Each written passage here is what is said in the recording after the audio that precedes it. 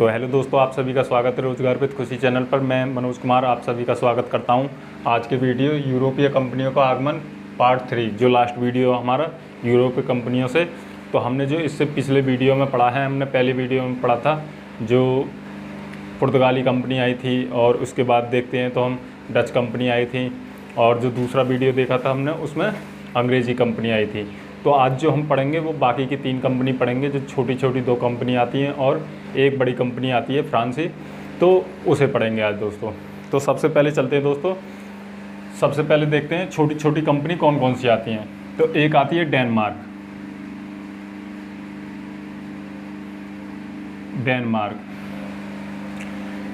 और ये इसे डेनिश के नाम से भी जाना जाता है। और ये कब आती है दोस्तों? तो ये आती है 1616 ईस्वी में।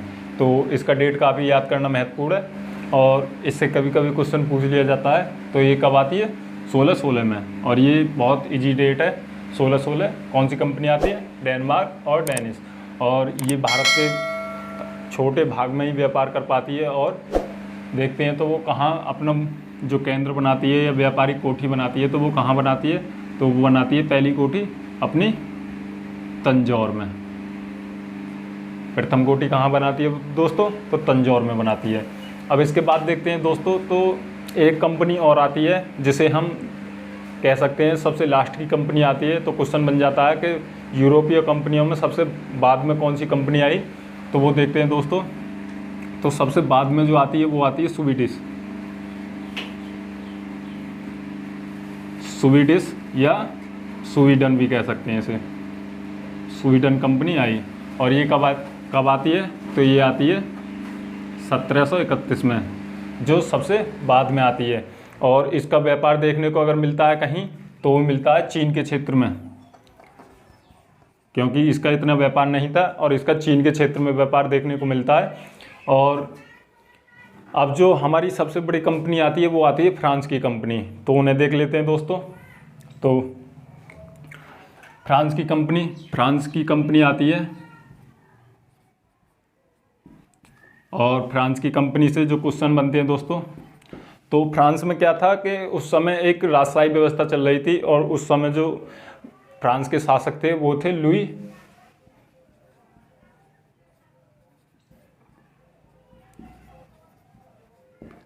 14वां। अब लुई 14वां से देखें तो दोस्तों, जो लुई 14वां थे उनके नेतृत्व में एक कंपनी की स्थापना होती है, जो फ्रांसीसी कंपनी थी उनकी स्थापना होती है। और उस कंपनी को जो टारगेट दिया जाता है वो भारत के क्षेत्र में व्यापार करने के लिए टारगेट दिया जाता है। अब इससे जो क्वेश्चन बनते हैं महत्वपूर्ण, वो देख लेते हैं दोस्तों। तो जब फ्रांसीसी कंपनी को भारत में व्यापार करने का मौका दिया जाता है, तो वो आती है 1664 में फ्रांसीसी कंपनी आती है, और भारत के क्षेत्र में वह व्यापार करती है। अब देखें तो 1668 ईस्वी में वो प्रथम कोठी बनाती है। कहाँ बनाती है? सूरत में। पहली 1668 ईस्वी में कहाँ बनाती है वो प्रथम कोठी? 1668 में। जैसा कि हमने देखा था पिछली वीडियो में भी, अंग्रेज़ों ने कहाँ बनाई थी? तो वो सूरत में बनाई थी। और इसके बाद जो दूसरी कोठी बनाती है वो 1669 ईस्वी में बनाती है। वो कहाँ बनाती है? तो वो भी बनाती है मसूलीपट्टनम में। अब देखते हैं दोस्तों कि अंग्रेज़ों ने भी ऐसा ही किया था। जैसे पहली उन्होंने कोठी बनाई थी 1608 में सूरत में, और 1611 में बनाई थी उन्होंने मसूलीपट्टनम में। तो ऐसा ही फ्रांस की कंपनी करती है। तो इन दोनों से क्वेश्चन पूछे जाते हैं। तो ये डेट काफ़ी याद करने ईजी हैं, दो को एक साथ मिला के पढ़ें। 1668 और 1669 में कहाँ? सूरत मसूलीपट्टनम। अब अंग्रेज़ों की देखें तो उनकी है 1608 और 1611, उनकी कहाँ? तो सूरत और मसूलीपट्टनम। तो काफ़ी ईजी है याद करना। अब इसके बाद देखते हैं दोस्तों, जब ये फ्रांसीसी भारत के क्षेत्र में आगे बढ़ना चाहते हैं, तो ये कुछ जगहों पर अधिकार प्राप्त कर लेते हैं। और देखते हैं सबसे पहले पांडिचेरी पर अधिकार जमाते हैं ये, और अपने नियंत्रण में ले लेते हैं। तो देखते हैं दोस्तों 1673 में ये पांडिचेरी को अपने नियंत्रण में ले लेते हैं। 1673 में ये पांडिचेरी को अपने नियंत्रण में ले लेते हैं। और उसके जस्ट 1 साल बाद ये चंद्रनगर जो साउथ में है, 1674 में चंद्रनगर, 1674 में चंद्रनगर को अपने नियंत्रण में ले लेते हैं। तो ये जो था साउथ का क्षेत्र था। और इसके बाद देखते हैं तो छोटे छोटे दो और स्थान हैं जिन्हें याद करना इंपॉर्टेंट रहता है, क्वेश्चन बन जाते हैं कभी कभी, उनकी डेट इतनी मायने नहीं रखती, जैसे माही और कारिकल। अगर देखें दोस्तों तो ये वर्तमान में अगर पांडिचेरी हम देखते हैं केंद्र शासित प्रदेश को, तो इन सभी को मिलाकर पांडिचेरी बना था। और जो हमने पिछले वीडियो में पढ़ा था फोर्ट लुई, और जिसे जो किला था वो पांडिचेरी था, और जिसकी स्थापना हुई थी लगभग 1673 में।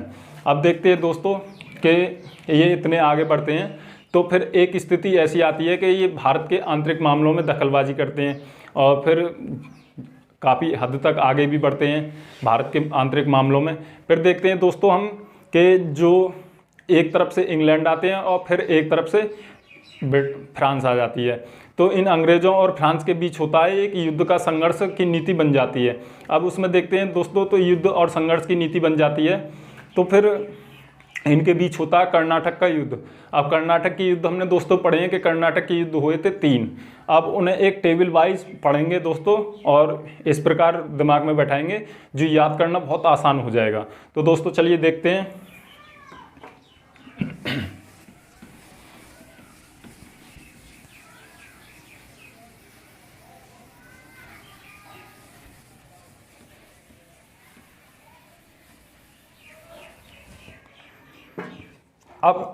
अब सबसे पहले देखते हैं दोस्तों कि जो कर्नाटक युद्ध हुए थे कितने हुए थे 3। तो पहले लिखते हैं कर्नाटक युद्ध।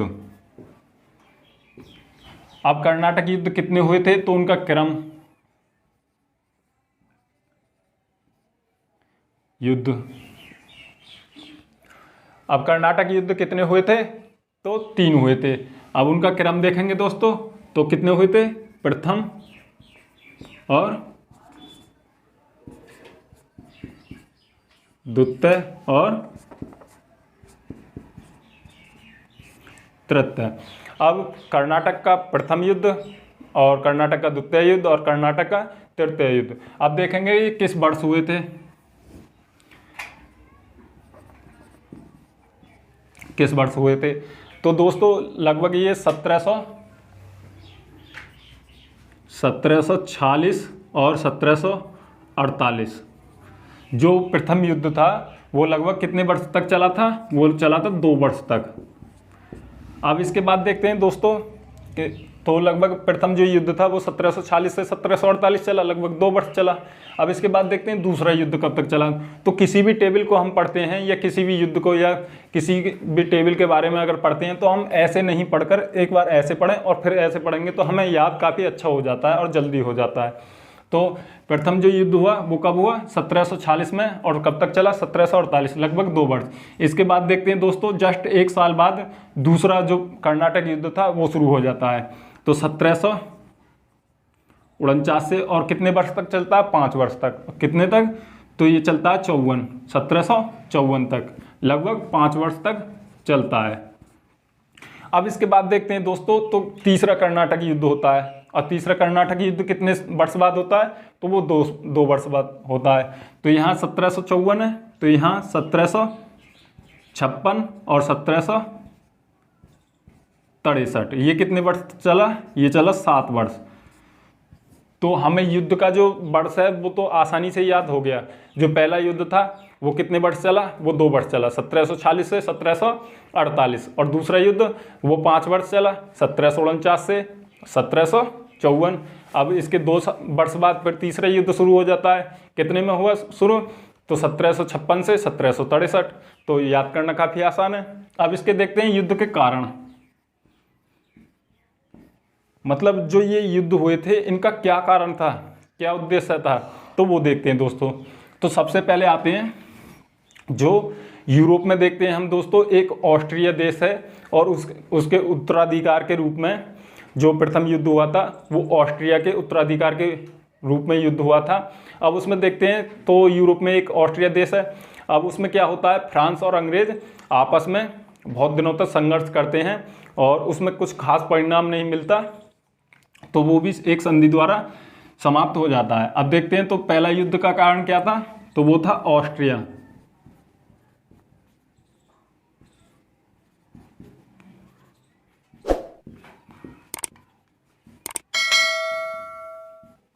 ऑस्ट्रिया उत्तराधिकार का युद्ध। अब दोस्तों दूसरे में देखते हैं हम। अब दोस्तों दूसरे में देखते हैं तो दूसरे में क्या था, जो दूसरा युद्ध लड़ा जा रहा था वो भारत से संबंधित था और ये किसी यूरोप से संबंधित नहीं था। अब देखते हैं दोस्तों, हम दक्षिण भारत में देखते हैं तो ये है हैदराबाद और ये था कर्नाटक। अब इनमें क्या था, जब कोई शासक मर जाता है तो उसके बाद उसके पुत्र या पौत्र या उसके रिश्तेदार एक उत्तराधिकार के लिए युद्ध की नीति बन जाती है। और उस युद्ध में देखते हैं हम दोस्तों, तो एक जो पक्ष का साथ दे रहे थे वो दे रहे थे अंग्रेज और एक पक्ष का साथ दे रहे थे फ्रांस। तो इस चैप्टर से देखें तो युद्ध एक बहुत महत्वपूर्ण बन जाता है। तो इसका जो मुख्य कारण था वो क्या था, तो वो था हैदराबाद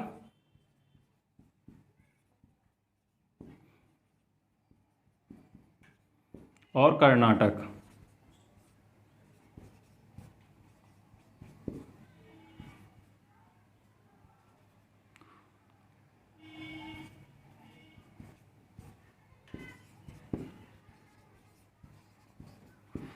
हैदराबाद और कर्नाटक युद्ध का उत्तराधिकार का युद्ध, जिसमें दो गुटों का आपस में भिड़ जाना। अब तीसरे में देखते हैं दोस्तों, क्योंकि ये 7 वर्ष तक चला था और ये यूरोप से संबंधित था तो इसे सप्तवर्षीय युद्ध के नाम से जानते हैं।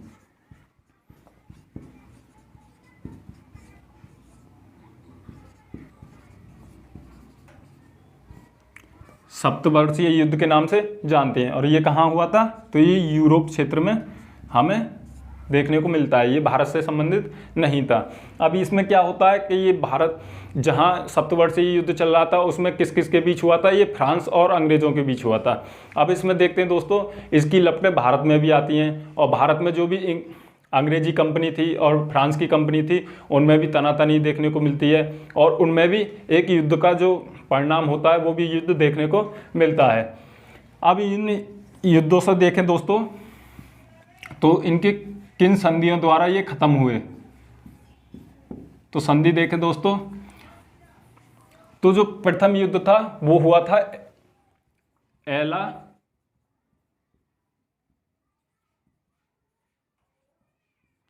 सापल की संधि।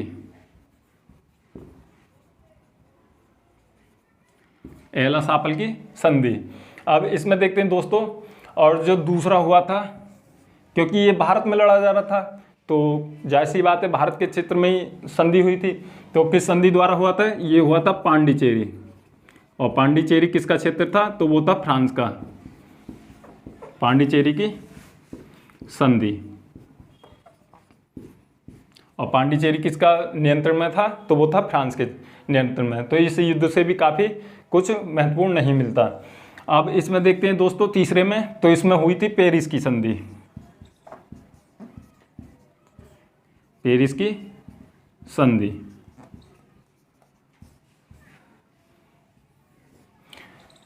और पेरिस को हम दोस्तों जानते हैं फ्रांस की राजधानी क्या है, पेरिस।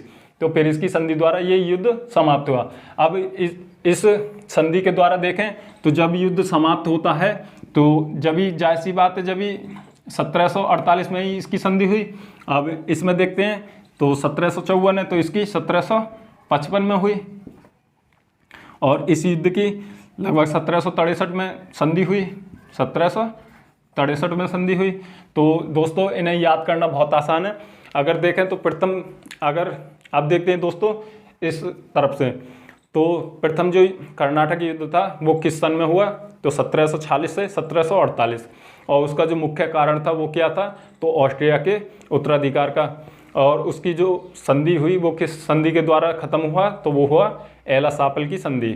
अब दूसरे में देखते हैं दोस्तों, तो दूसरे में क्या था, तो दूसरे का जो वर्ष था वो कब शुरू हुआ था, तो वो लगभग 5 वर्ष तक चला। और वो कब हुआ, तो जो पहला शुरू हुआ, पहला खत्म हुआ था उससे जस्ट 1 साल बाद 1749 में, और 1754 तक चला। और उसका जो मुख्य कारण था वो क्या था, तो वो हैदराबाद और कर्नाटक के उत्तराधिकार के दो गुटों का आपस में बढ़ जाना। और उसका जो संधि होती है वो किसके द्वारा होती है, तो वो होती है पांडिचेरी की संधि के द्वारा खत्म होता है। और तीसरे में देखते हैं दोस्तों, तीसरा शुरू होता है कब, जस्ट 2 साल बाद और 7 वर्षों तक चलता है। 1756 में शुरू होता है और 1763 में ख़त्म होता है। और यह क्या था, यह एक सप्तवर्षीय युद्ध था और इसकी संधि होती है पेरिस की संधि के द्वारा ये खत्म होता है। और इसकी जो अगर भारत में भी देखें तो भारत में भी बहुत प्रभाव पड़ता है, जो फ्रांस और इंग्लैंड होते हैं वो आपस में भिड़ जाते हैं। अब इन युद्धों से संबंधित देखते हैं दोस्तों, और भी क्वेश्चन पूछ लिए जाते हैं कि इन युद्धों के दौरान और कौन से युद्ध हुए, जैसे सेंट थॉम का युद्ध किस कर्नाटक युद्ध के दौरान लड़ा गया, अंबूर का युद्ध किस कर्नाटक युद्ध के दौरान लड़ा गया, तो वो भी पूछ लिए जाते हैं। तो दोस्तों उन्हें भी एक लाइन में देख लेते हैं। अब इनमें विशेष देखें तो कर्नाटक विश्व युद्ध के दौरान, प्रथम विश्व युद्ध के दौरान अगर देखें तो कौन सा युद्ध लड़ा गया था, तो वो लड़ा गया था सेंट थॉम का युद्ध। सेंट थॉम का युद्ध।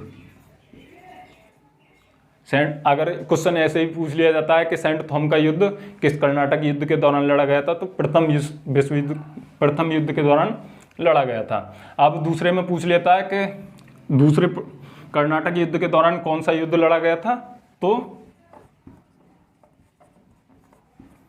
अंबूर का युद्ध। अंबूर का युद्ध।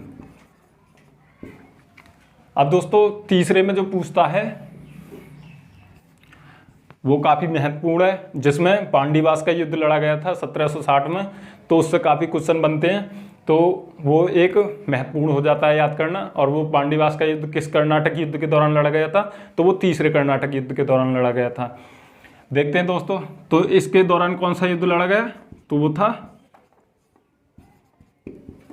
पांडीवास का युद्ध। और इससे कभी कभी क्वेश्चन ये भी बन जाता है कि पांडीवास का युद्ध किस सन में लड़ा गया था, तो ये लड़ा गया था 1760 में।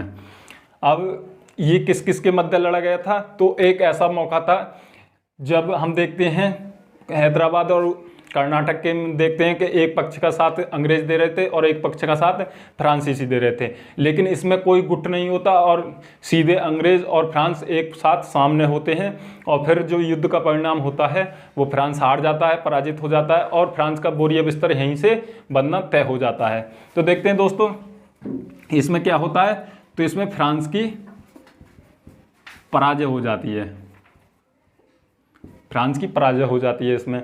अब इसमें दोस्तों फ्रांस का जो बोरिया बिस्तर है वो यहीं से समाप्त हो जाता है और फ्रांस ज़्यादा बस्तियों में सिमट कर रह जाता है, थोड़ी सी बस्तियों में सिमट कर रह जाता है, जैसे देखें पांडिचेरी, माहे, यमन, इन बस्तियों में सिमट कर रह जाता है। और जो अंग्रेज होते हैं और भारत को ये भी सोच लगने लग जाता है कि भारत को लगने लग जाता है कि जैसे अब अंग्रेजी भारत की ताकत है और भारत की शक्ति है।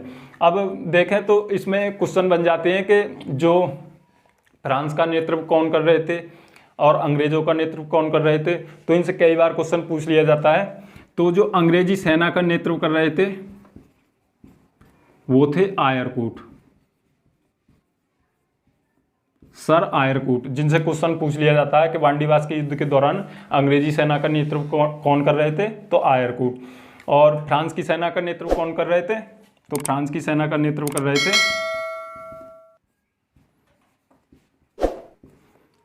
काउंट लाली। तो फ्रांस की सेना का नेतृत्व कौन कर रहे थे, काउंट लाली। और अंग्रेजी सेना का नेतृत्व कौन कर रहे थे, तो सर आयरकूट। तो इनसे काफ़ी क्वेश्चन पूछ लिए जाते हैं। तो आप दोस्तों को समझ में आया होगा ये मैप। तो अब देख लेते हैं विशेष में। तो प्रथम कर्नाटक युद्ध के दौरान कौन सा युद्ध लड़ा गया, सेंट थॉम का युद्ध। और दूसरे कर्नाटक युद्ध के दौरान कौन सा युद्ध लड़ा गया, तो अंबूर का युद्ध। और तीसरे कर्नाटक युद्ध के दौरान कौन सा युद्ध लड़ा गया, तो पांडीवास का युद्ध, जो 1760 में हुआ था। तो आपको ये काफ़ी आराम से याद होगा और मज़े से याद होगा। तो डेट के ऊपर काफ़ी टेंशन ना लें दोस्तों, ये भी काफ़ी 2 या 3 बार पढ़ने से ये भी याद हो जाती हैं। तो काफ़ी समझ में आया होगा। तो अब हमारी जो अगली वीडियो आएगी वो लगभग जो उत्तर मुगल के शासक थे, वंश जो आते हैं, उनके ऊपर आएगी। और ज़्यादा कुछ नहीं, तो उन्हें समझेंगे हम। तो थैंक यू दोस्तों।